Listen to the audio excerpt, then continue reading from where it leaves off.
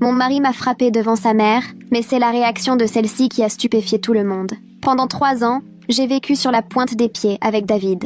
Au début, les gifles sont arrivées progressivement. Une claque rapide si le dîner n'était pas à son goût, une bousculade quand je m'opposais à lui. Toujours à l'abri des regards, suivi d'un flot d'excuses et de promesses vides. Sa mère était venue passer le week-end, me poussant à jouer l'épouse irréprochable. Margaret Morrison incarnait tout ce que je n'étais pas. Élégance, éducation, héritière d'une dynastie enracinée depuis la fondation de notre petite ville du Sud. Dès notre première rencontre, elle avait laissé entendre, sans jamais le dire franchement, que j'étais indigne de son fils. Moi, je venais du quartier qu'on préfère éviter, la fille qui avait, pensait-elle, piégé son fils avec une grossesse accidentelle, bébé que nous avions perdu 3 mois après notre mariage. Avec Margaret, il n'y avait pas besoin de mots tranchants. Elle s'arrangeait pour que je me sente insignifiante, rien qu'en posant son doigt ganté sur un meuble à la recherche d'un grain de poussière, en évoquant d'un ton méprisant les mérites de tels produits ménagers, ou en glissant mine de rien que l'ex de David cuisinait divinement bien et venait d'une famille bien sous tout rapport. Chacune de nos interactions était un examen où j'avais d'avance 0. Chaque mot me rappelait ce que je n'aurais jamais. Pendant ce week-end, j'ai préparé tout ce qu'elle aimait. Sandwich aux concombres sans croûte, thé Earl Grey à la température parfaite, bœuf Wellington mitonné 6 heures durant. J'ai briqué la maison 2 fois, passé l'aspirateur sur des tapis des Jeannettes, fait briller de l'argenterie immaculée. Je me suis mordu les lèvres à chacune de ces pics sur mes recettes, mes habits, ou la façon dont je disposais les fleurs dans la chambre d'amis. Dans ses yeux, j'avais l'air d'une tache sur son joli salon, embarrassante mais dont on évite de parler directement. Sa désapprobation planait, palpable, dans chaque recoin. L'incident est parti de rien, comme souvent. J'ai dressé la table avec la porcelaine de valeur destinée au dîner, par distraction. J'étais si stressée à l'idée de faire bonne impression que mes mains tremblaient en prenant les assiettes du haut de l'armoire. C'est Haviland, délicatement fleuri, héritage de sa grand-mère, chaque pièce valant davantage qu'une semaine de mon salaire à la librairie. En voyant la vaisselle sortie, David a viré écarlate, la veine de sa tempe battant fort, signe que la tempête approchait. « Mais qu'est-ce qui t'arrive ?» a-t-il lancé à voix basse, glacial, ce ton qui m'effrayait tant. « Je t'ai dit que ces assiettes, c'était pour ce soir quand les Henderson viendront. Tu sais combien elles valent? Bien plus que ce que tu gagnes en un mois. Je suis désolée, ai-je murmuré, déjà en train de tout débarrasser à la hâte, prenant 1000 précautions avec les précieuses assiettes. Je vais les laver et tout remettre à sa place. Je ferai attention, promis. » Sa mère, elle, sirotait son thé dans une tasse fragile, le rouge à lèvres impeccable sans trace sur le rebord. Je pensais naïvement que sa présence me protégerait, qu'il n'oserait jamais révéler sa vraie nature devant celle qu'il voulait tant impressionner, même plus que moi. Je me trompais lourdement. David a saisi mon poignet d'une poigne si dure que j'ai senti mes os craquer, ses doigts encerclant tout mon bras maigre. « Tu n'écoutes donc jamais? Trop bête pour comprendre des consignes simples. Il va falloir que je te le dise combien de fois? » La panique familière m'a envahie, comme à chaque fois. D'abord les insultes qui m'annihilaient, puis les traces violettes que sa main laisserait sur ma peau pour des jours. Cette façon de me faire porter tous ses malheurs. J'ai tenté de me dégager, mais il a serré plus fort encore, les larmes me montant aux yeux tant j'avais mal. « S'il te plaît », ai-je soufflé, cherchant le regard de sa mère, espérant qu'elle intervienne. « Tu me fais mal. » Mais elle n'a pas sourcillé, continuant de boire comme si de rien n'était, aussi absente que devant une émission ennuyeuse. Je savais qu'elle me tiendrait responsable, que, pour elle, j'avais monté un drame, humilié son fils, et que j'étais du genre de femme à pousser les hommes à bout. C'est là qu'il l'a fait, devant elle, dans leur salle à manger impeccable avec son lustre et sa grande table héritée des ancêtres. Il m'a giflé si violemment que mes oreilles ont sifflé. Un goût de sang m'est monté à la bouche. J'ai été projetée contre le buffet, la hanche cognant un coin. J'ai attrapé de justesse un vase en cristal plein de roses qui a failli s'écraser. Comme si, en prime, j'avais été la maladroite qui ne savait pas même encaisser les coups sans mettre en péril les trésors familiaux. Je suis restée là, abasourdie, la joue en feu, attendant que sa mère s'indigne, proteste, dise quelque chose, n'importe quoi. Toujours si obsédée par l'image, la réputation, le qu'en dira-t-on, la violence sous ses yeux aurait dû dépasser les bornes, au moins heurter son sens des convenances. Au lieu de ça, elle a reposé sa tasse dans un petit tintement, puis a posé sur son fils un regard implacable. Le bruit résonnait dans le silence, presque solennel. « David Anthony Morrison », a-t-elle dit d'une voix si nette et tranchante que le silence semblait palpable, sa main à lui demeurant suspendue dans l'air. Ce n'était ni le choc ni la colère dans sa voix, encore moins de l'indignation. Non, c'était autre chose. Une autorité glacée chargée de tout ce qu'elle savait déjà sur la véritable nature de son fils. C'est sans doute ce même ton qui avait dû lui glacer le sang enfant, quand il brisait quelque chose de précieux ou salissait la maison impeccablement tenue. Cette voix qui annonçait l'orage, la tempête des conséquences invisibles mais inévitables à l'horizon. Il a bafouillé, en cherchant désespérément ses mots, mais elle a simplement levé un doigt, impeccablement manucuré. Un simple geste, mais qui imposait instantanément le silence, comme si elle réclamait l'attention d'un orchestre entier. « Je t'ai posé une question », a-t-elle repris, parfaitement maître d'elle-même, son ton glacial et sans faille. « Qu'est-ce que tu viens de faire à ta femme ?» Le visage de David est passé du blanc au rouge, puis à nouveau au blanc, comme si on jouait avec les réglages d'une vieille télé. Je le voyais s'empêtrer dans sa recherche d'excuses, essayer d'atténuer la gravité de ce qui venait d'arriver, de tourner la situation à mon désavantage, comme il l'avait toujours fait. Il voulait convaincre sa mère que je l'avais mérité, que n'importe quel homme raisonnable aurait réagi de la même façon. Elle a été irrespectueuse, a-t-il soufflé, la voix tremblotante, presque celle d'un adolescent pris en faute. Elle doit apprendre à faire attention. Tu sais comme elle est maladroite avec les objets fragiles. Elle agit sans réfléchir, et il y a toujours de la casse, des erreurs. Sa mère s'est levée lentement, sa chaise grinçant sur le parquet dans un bruit sec qui a retenti comme un coup de feu dans une église. Elle n'était pas grande, pas plus d'1,70 m en talons, et pourtant, à cet instant précis, elle emplissait la pièce de toute sa présence. Son visage n'exprimait pas la colère, ni l'indignation, juste quelque chose de bien plus froid, tranchant, calculateur, presque prédateur. David recula d'un pas comme un animal acculé, jusqu'à se retrouver contre le mur. « Assieds-toi », lui lança-t-elle. Il obéit aussitôt, s'effondrant sur sa chaise comme un gamin puni. Il ouvrit la bouche, referma, cherchait l'air, muet comme un poisson hors de l'eau. Margaret avança vers moi, le pas assuré, ses talons claquant avec une autorité militaire. Un instant, j'ai cru qu'elle allait, elle aussi, lever la main sur moi, parachever l'humiliation infligée par son fils. Peut-être me dire que j'avais cherché ce qui venait de m'arriver, que c'était bien fait pour moi, à cause de ma maladresse, de mon manque de respect. Mais au lieu de cela, elle a posé doucement sa main parfaitement soignée sous mon menton et a relevé mon visage vers la lumière venant de la baie vitrée. Son geste, inattendu, presque tendre, m'a surprise. Elle m'examinait comme on regarde quelque chose de précieux, abîmé, mais que l'on pourrait encore sauver. La marque rouge sur ma joue virait déjà au bleu, et ce bleu-là ne s'effacerait pas de sitôt. Ma lèvre était fendue, mes dents ayant entaillé l'intérieur de la bouche. Je sentais le goût métallique du sang, la pulsation sourde dans la blessure. « Depuis combien de temps ?» demanda-t-elle calmement, sans me quitter des yeux. « Je ne comprends pas », murmurai-je, déstabilisée par cette douceur inattendue, par cette attention qu'elle semblait tout à coup me porter. « Depuis combien de temps mon fils te fait ça ?» La question est restée suspendue dans l'air, pesante, suffocante, comme la fumée d'un feu sur le point de dévorer la maison. Je sentais le regard de David de l'autre côté de la pièce, muet, mais lourd de menaces, prêt à s'abattre si, par malheur, j'osais dire la vérité. Cette peur, je la connaissais trop bien. Elle m'a glacée, m'a terrorisée, m'a clouée au silence durant 3 ans, m'a enchaînée dans un mariage qui étouffait peu à peu toute joie de vivre. Non, pas du tout.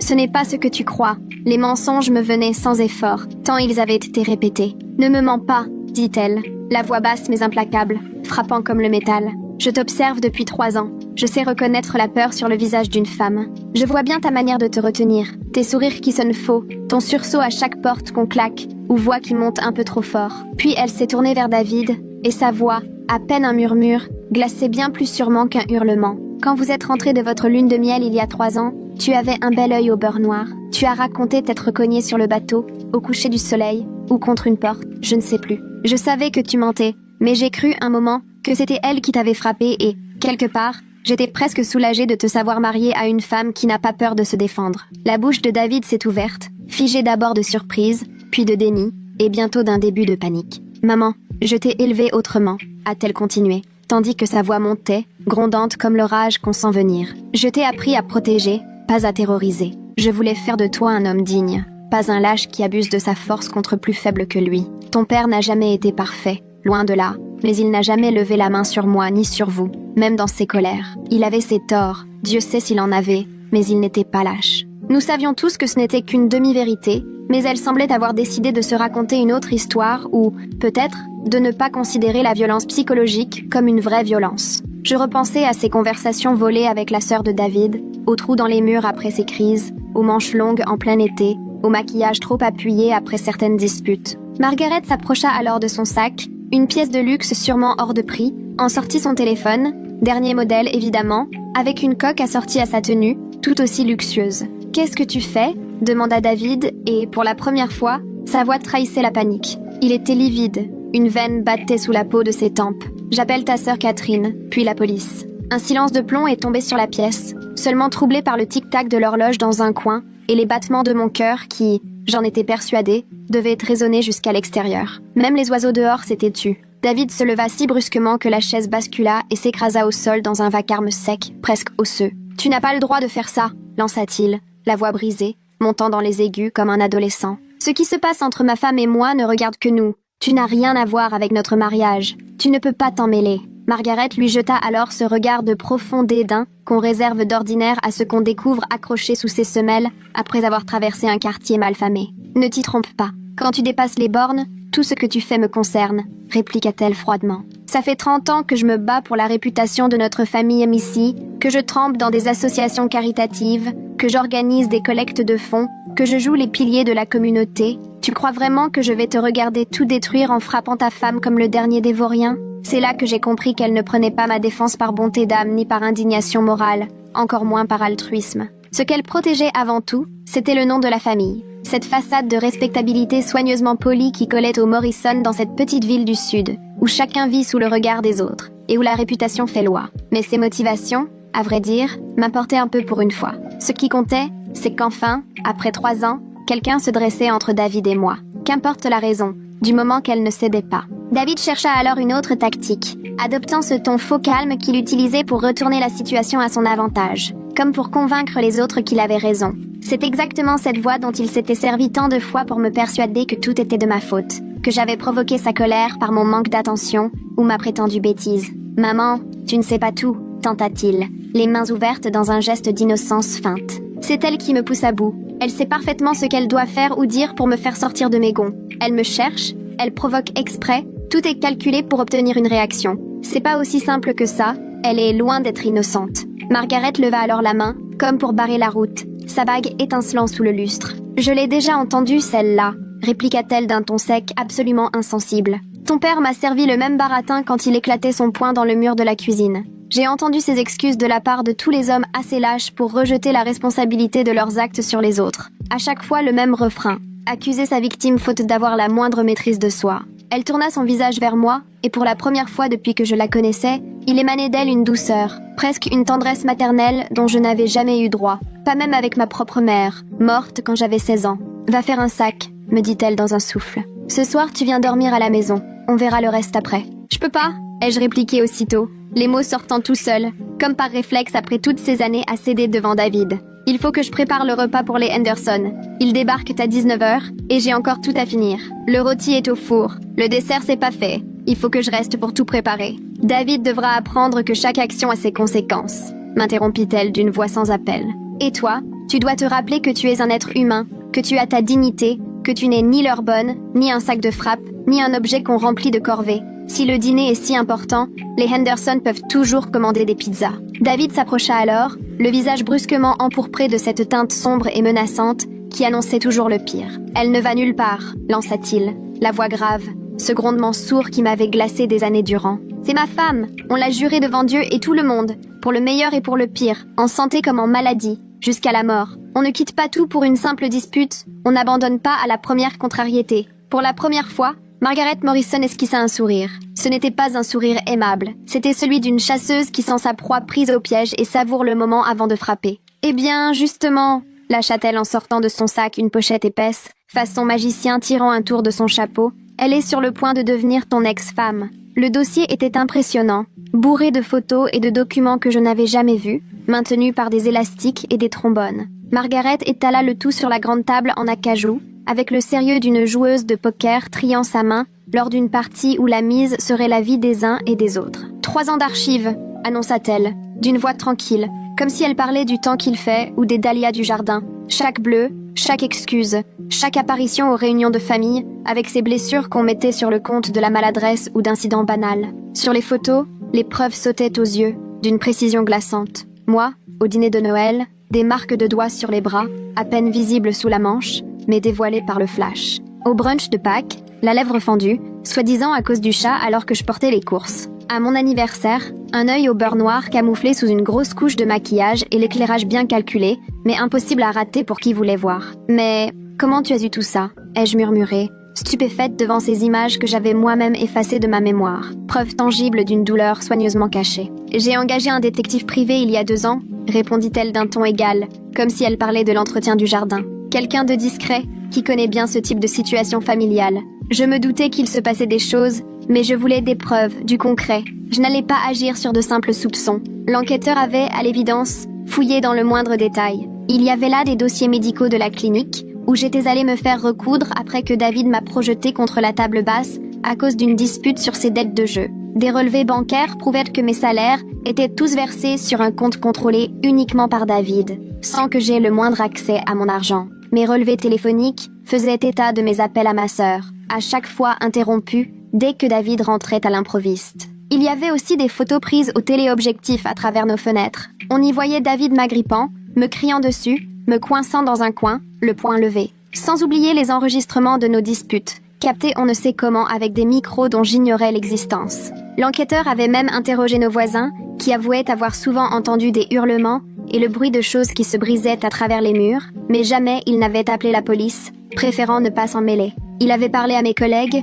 qui avaient tous confirmé que je venais régulièrement travailler avec des blessures inexplicables et l'air d'une femme terrorisée par son mari. Paniqué, David essaya d'attraper les photos, mais malgré son âge et son élégance, Margaret fut bien plus vive. D'un geste assuré, elle ramassa le dossier, le serra contre elle comme un rempart. « Tu es pitoyable !» lança-t-elle à son fils. Et de toute ma vie, je n'avais entendu pareille froideur dans la voix de quelqu'un. Une pauvre excuse d'homme, incapable d'affronter ses propres démons. Alors il s'en prend aux femmes pour se croire puissant. Tu es pire que ton père. Lui au moins pouvait blâmer son enfance misérable en pleine crise. Mais toi, on t'a tout donné. Éducation, sécurité, confort, et regarde ce que tu en fais. À cet instant, David perdit tout contrôle. Le masque de bonne éducation qu'il avait toujours arboré devant sa mère se fissura d'un coup, s'effondra comme un enduit trop vieux. Il fondit sur elle, porté par la même fureur que celle à laquelle j'avais si souvent goûté, prêt à lever la main sur la femme qu'il avait mise au monde, élevée, aimée envers et contre tout. Mais Margaret Morrison n'était pas du genre à avoir survécu 40 ans auprès d'un mari difficile et élevé 3 enfants sans apprendre à se défendre. Elle s'écarta, souple malgré ses 60 ans passés, et leva vivement le genou au bon endroit. David s'effondra, s'appuyant au sol, haletant, étalé sur le parquet, le visage livide, les gémissements d'un animal blessé. Replié sur lui-même en position fétale, il tentait de retrouver son souffle sur le tapis hors de prix, celui que sa grand-mère avait rapporté de Perse. Sereine, Margaret rajusta sa veste, lissa sa jupe, reprit son téléphone et, passant au-dessus de son fils qui se tordait de douleur à ses pieds, comme s'il n'était qu'une gêne sur son passage, déclara « Cette fois, la police, je vais vraiment l'appeler. » Ensuite, tout s'est enchaîné dans une sorte de brouillard, comme si cette procession d'uniformes et de gyrophares n'avait rien à faire dans cette rue paisible où jamais rien de si grave n'arrivait. Les sirènes coupèrent le calme des allées bordées de pelouses parfaites et de maisons tirées à 4 épingles. On nous a demandé de témoigner séparément. Les assistantes sociales prenaient des notes, tandis que les policiers posèrent des questions auxquelles je n'aurais jamais imaginé devoir répondre. L'inspectrice Rodriguez, une femme douce au visage marqué par l'expérience, allait droit à l'essentiel sans brutalité. Avait-il souvent levé la main sur moi? M'avait-il menacé de mort? Avais-je déjà craint pour ma vie? M'imposait-il un contrôle sur mon argent ou mes relations? Surveillait-il mes communications? M'isolait-il délibérément? Mes réponses dessinaient le portrait d'une violence invisible, que personne, à part Margaret et son détective, ne soupçonnait. Oui, il surveillait tout l'argent. Oui, il avait tout fait pour que je coupe les ponts avec mes amis. Oui, il fouillait sans cesse dans mon téléphone ou mes messages. Et oui, il m'était déjà arrivé de croire qu'il pourrait me tuer lors de ces crises. Durant tout l'interrogatoire, Margaret ne desserra pas ma main, même si ses yeux se plissèrent à peine lorsque l'inspectrice évoqua le rapport médical sur les violences conjugales. Sa présence, calme et déterminée, m'aidait à tenir debout alors que tout vacillait. David a été arrêté, menotté, sous le regard des voisins, dont certains étaient déjà regroupés sur leur pelouse bien taillée, assistant à la chute du grand David Morrison, autrefois le prodige du country club et l'étoile montante du cabinet de son père. Et là, réduit à hurler des insultes depuis l'arrière d'une voiture de police, le regard de glace de sa mère planté dans le sien. Plus tard, alors que nous étions toutes les deux assises dans le salon impeccable de Margaret, rempli de meubles crème et de bouquets soigneusement disposés, je n'ai pas pu m'empêcher de poser la question qui me rongeait depuis le début. Pourquoi maintenant? Si vous saviez, si vous avez pris des notes pendant 2 ans, pourquoi ne jamais être intervenu plus tôt?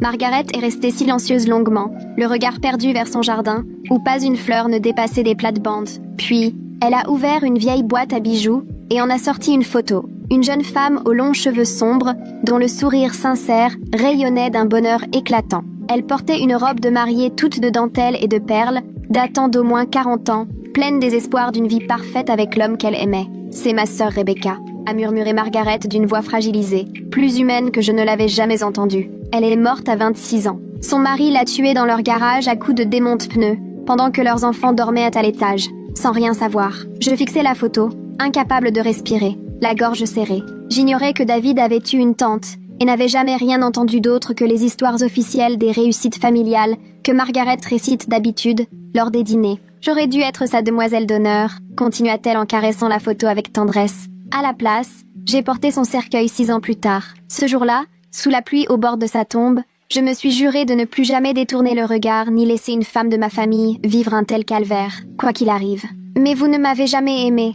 ai-je objecté, perdu devant cette confidence. « Vous m'avez toujours fait sentir que je n'étais pas digne de David. Vous remettiez sans cesse tout ce que je faisais en question, et j'avais constamment cette sensation de ne jamais pouvoir être à la hauteur. » Margaret poussa un profond soupir, et pour la première fois, toute la fatigue de ses 64 ans semblait lui peser. « Je croyais que d'une certaine façon, je vous protégeais, » admit-elle. « Je pensais qu'en vous poussant à partir, en vous montrant que cette famille n'était pas faite pour vous, vous iriez mieux ailleurs, en sécurité. Mais devant votre fidélité, votre espoir, cette certitude que l'amour pouvait tout réparer, tout cela si proche de ce qu'était Rebecca, j'ai compris qu'il fallait changer d'approche. » Elle attrapa alors un nouveau dossier, encore plus épais, débordant de pièces juridiques et de courriers divers. Il me fallait rassembler de quoi envoyer David en prison, pas juste l'obliger à suivre quelques stages inutiles sur la gestion de la colère. J'avais besoin d'un dossier inattaquable, suffisamment solide pour convaincre un juge de l'écarter définitivement de votre vie. Les preuves,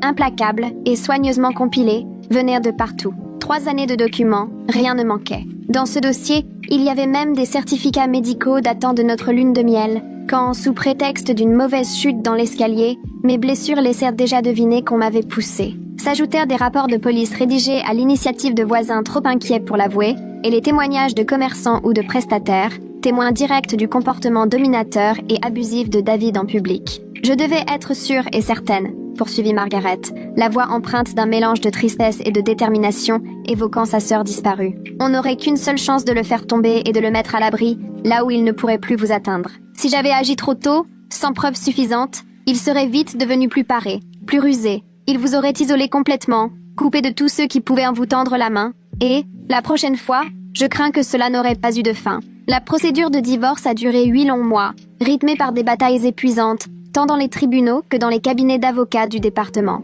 Margaret a réglé sans discuter les honoraires de la meilleure avocate spécialisée en violence conjugale, Patricia Chen, une femme redoutable pour ceux qui s'en prennent aux femmes, et dont aucune cliente n'a, semble-t-il, eu à craindre de ses anciens conjoints après la séparation. Menue, pugnace, mais dotée d'une force et d'une détermination sans faille pour protéger les victimes. De son côté, David a contesté chaque point, recrutant à prix d'or toute une équipe pour prouver devant la juge que j'étais la seule coupable. Selon eux, j'avais provoqué sa violence par ma maladresse, par mes prétendus échecs de femme au foyer, aller jusqu'à le piéger pour mieux détruire sa vie ensuite. Ils m'ont fait passer pour une manipulatrice et une croqueuse de diamants, mais lorsqu'ont été présentées les photos, leur argumentaire s'est écroulé. Les rapports médicaux ont fini de convaincre la juge, et le témoignage de la détective privée engagée par Margaret a anéanti toute tentative de faire croire à une violence mutuelle ou provoquée. Les enregistrements audio dévoilaient sans détour la vraie nature de David, d'une façon qu'aucune stratégie de défense n'aurait pu dissimuler. Un jour d'audience,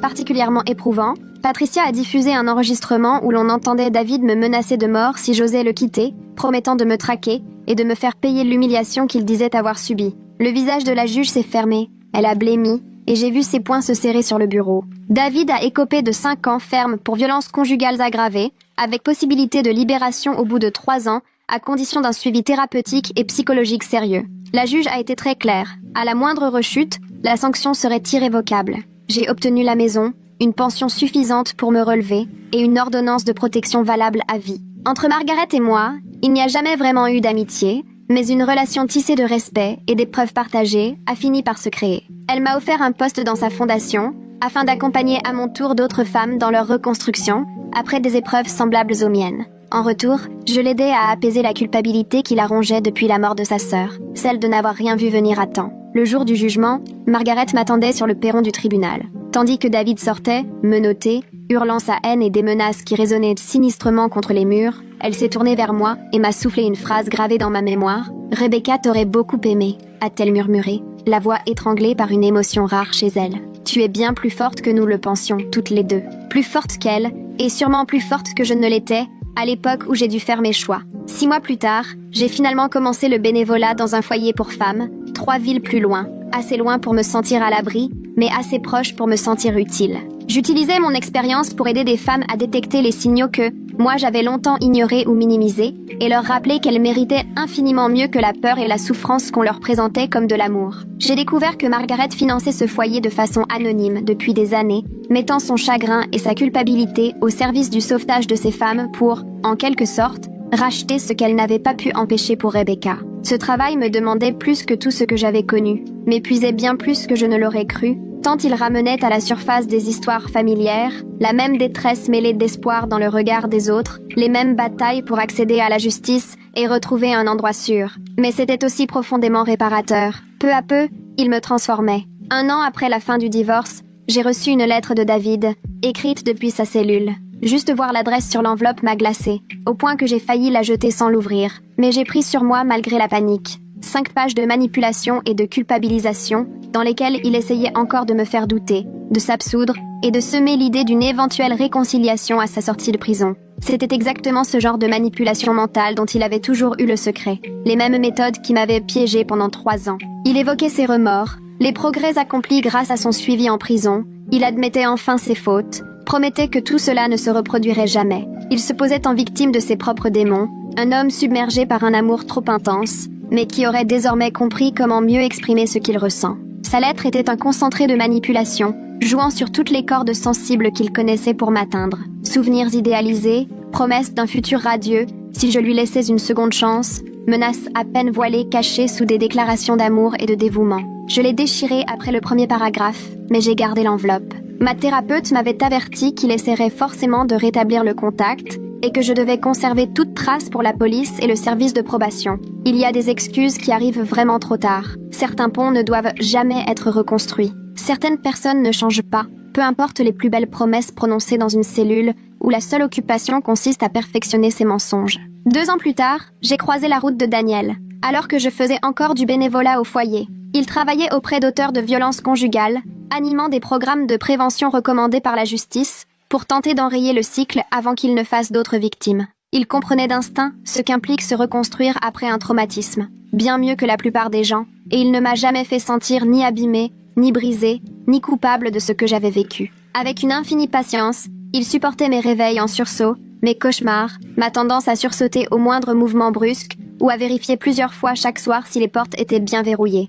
Il comprenait pourquoi j'avais besoin de temps et d'espace pour guérir, et il m'a toujours montré qu'il attendrait aussi longtemps qu'il le faudrait avant que je lui accorde ma confiance. Jamais il n'a haussé le ton, jamais il ne m'a attrapé pour attirer mon attention, jamais il ne m'a obligé à marcher sur des œufs de peur de ses réactions. Quand une crise d'angoisse prenait le dessus à cause d'un bruit inattendu ou d'un geste qui me surprenait, il restait juste là, à mes côtés, jusqu'à ce que j'aille mieux, sans jamais me faire sentir anormale ou difficile à vivre. Au bout de 2 ans de patience exemplaire, quand il m'a demandé en mariage, Margaret a été la première à qui j'ai passé un coup de fil. « Tu es sûre de toi cette fois-ci » m'a-t-elle demandé, la voix lourde de nos souvenirs communs et la conscience pleine de tout ce qui aurait pu mal tourner. « J'en suis certaine », lui ai-je répondu, presque surprise par la force tranquille qui m'habitait. Avec lui, je me sens en sécurité, bien plus que je n'aurais jamais cru possible. Il voit ma force, au lieu de vouloir la détruire. Il y a eu un silence à l'autre bout du fil. Puis Margaret a ajouté « C'est bien, tu mérites de te sentir en sécurité. Tu mérites quelqu'un qui te valorise, pas quelqu'un qui t'éteint. » Pour notre mariage, en toute intimité dans le jardin du foyer où nous avions tous deux été bénévoles, je portais autour du cou le collier de perles de Rebecca. Margaret me l'avait prêté, en guise de quelque chose de vieux et d'emprunté. Au moment où elle refermait le fermoir délicat sur ma nuque, les mains tremblantes, elle m'a glissé à l'oreille. Elle aurait voulu que tu aies ceci. Elle aurait voulu que tu retrouves le bonheur après tout ce que tu as enduré. Ce collier était magnifique, chaque perle parfaitement assortie et lumineuse.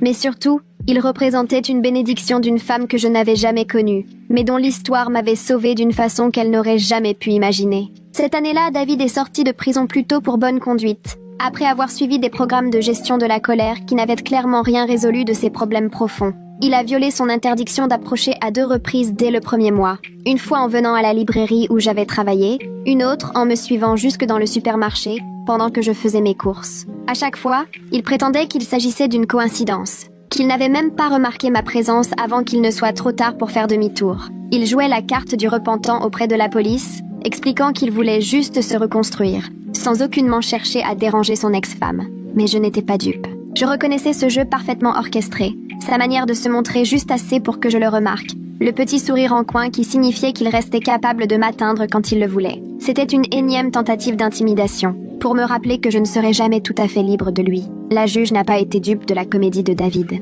Elle l'a renvoyé en prison pour 2 ans supplémentaires, en l'avertissant que la moindre récidive lui vaudrait une peine bien plus lourde.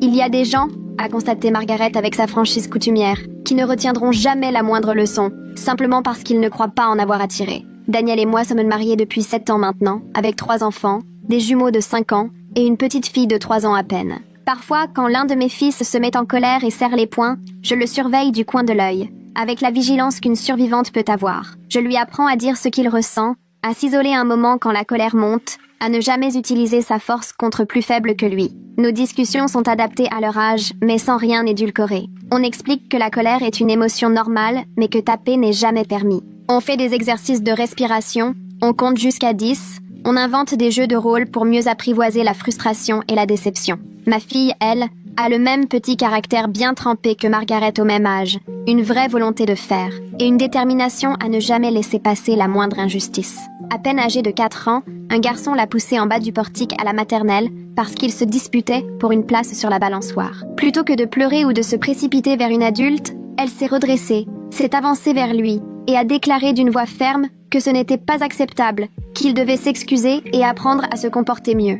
L'enseignante m'a confié ensuite que c'était la réaction la plus impressionnante qu'elle ait jamais observée chez un enfant aussi jeune face à une situation d'intimidation. J'ai ressenti un mélange de fierté et d'inquiétude, fière de voir la force de ma fille, mais anxieuse à l'idée qu'elle puisse avoir à s'en servir un jour, dans des situations où je serais incapable de la protéger. Pour nos enfants, Margaret est Mamie Maggie, et ils l'aiment de cette tendresse intense que les petits réservent aux grands-parents qui les remplissent de cadeaux et font preuve d'une patience sans borne devant leurs questions et leurs jeux farfelus. Elle les emmène au musée, au zoo, leur fait partager sa passion pour l'art et l'histoire, et leur raconte des histoires soigneusement aménagées où leur maman courageuse triomphe d'un dragon et rencontre un prince bienveillant. Jamais elle n'a évoqué le fait que le dragon était son propre fils, et j'espère qu'elle n'aura jamais à le faire. Certains secrets de famille sont faits pour rester bien enfouis, surtout quand ils concernent ceux censés nous aimer et nous protéger. Quand mon fils aîné m'a demandé pourquoi Daniel n'était pas mon premier mari, je lui ai donné une version adaptée à son âge. Parfois, les adultes se trompent sur la personne qu'ils épousent.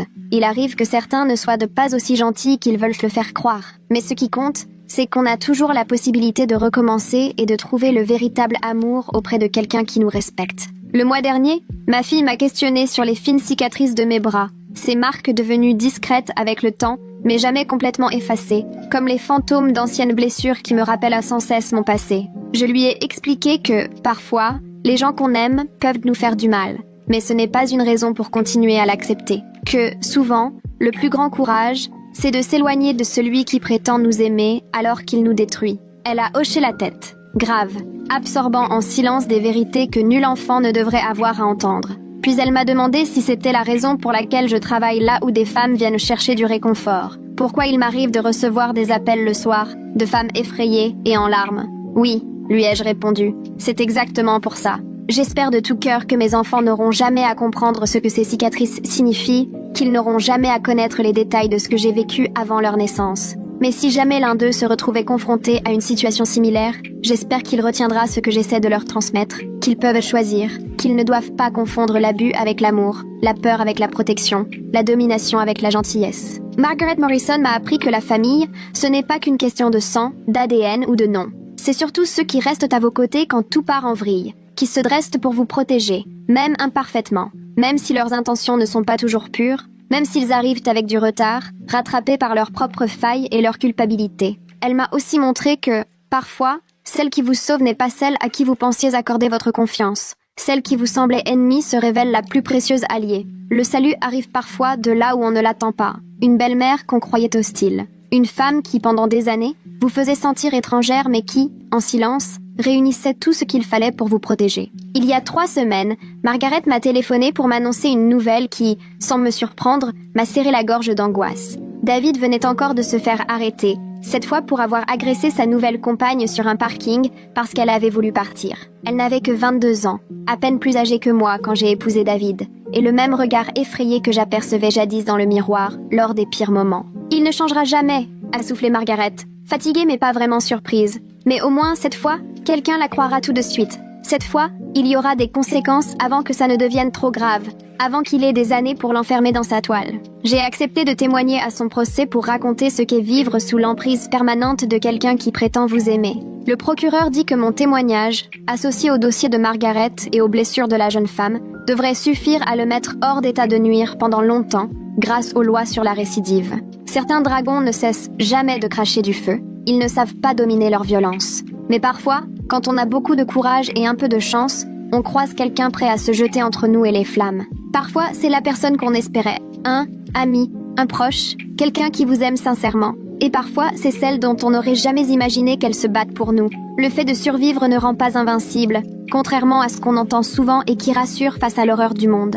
Non, survivre ouvre les yeux sur une force intérieure dont on soupçonnait à peine l'existence. Une force qui dormait en attendant la bonne rencontre ou le bon moment pour émerger. Margaret Morrison a perçu cette force chez moi bien avant moi-même, avant même que j'ose croire mériter mieux. Et parce qu'elle l'a reconnue, parce qu'elle s'est acharnée pendant des années à réunir patiemment les preuves qui me libéreraient, non seulement je m'en suis sortie, mais j'ai pu commencer à vivre vraiment. Parce qu'elle a eu le courage d'affronter son propre fils pour prendre la défense d'une belle fille qu'elle avait tout fait pour éloigner, j'ai eu droit à une nouvelle vie. J'ai pu aimer, avoir des enfants, aider d'autres femmes à échapper à leur propre enfer. L'amour, parfois, ressemble à toute autre chose que ce qu'on imaginait. Ce n'est pas forcément des bras qui réconfortent, ni des mots tendres ou des gestes affichés. Parfois, c'est une belle-mère tirée à 4 épingles qui collecte tranquillement des preuves, pendant que son fils détruit sa femme à petit feu. Ça peut prendre la forme de 3 ans de dossiers méthodiquement étoffés, attendant le moment idéal pour agir. Parfois, c'est un geste décisif et un coup de fil à la police.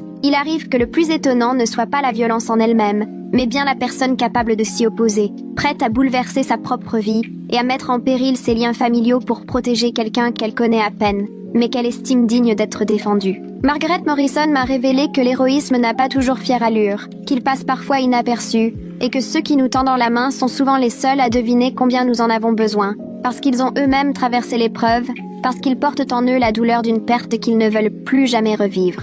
Aujourd'hui, à 32 ans, je suis mariée à un homme qui ne m'a jamais effrayée une seule fois, et nous élevons 3 enfants, auxquels j'enseigne chaque jour qu'ils méritent respect et gentillesse. Je préside une association qui soutient les victimes de violences conjugales dans leur recherche d'un toit et dans leur parcours juridique, financée grâce à la générosité sans faille de Margaret et aux subventions que j'ai appris à décrocher et à défendre. Il m'arrive de repenser à la femme que j'étais, recroquevillée dans une salle à manger immaculée, terrorisée à l'idée du prochain coup, et j'ai parfois du mal à croire à ce chemin parcouru. Cette transformation me paraît presque étrangère, comme si elle était arrivée à une autre, dans un roman lu jadis.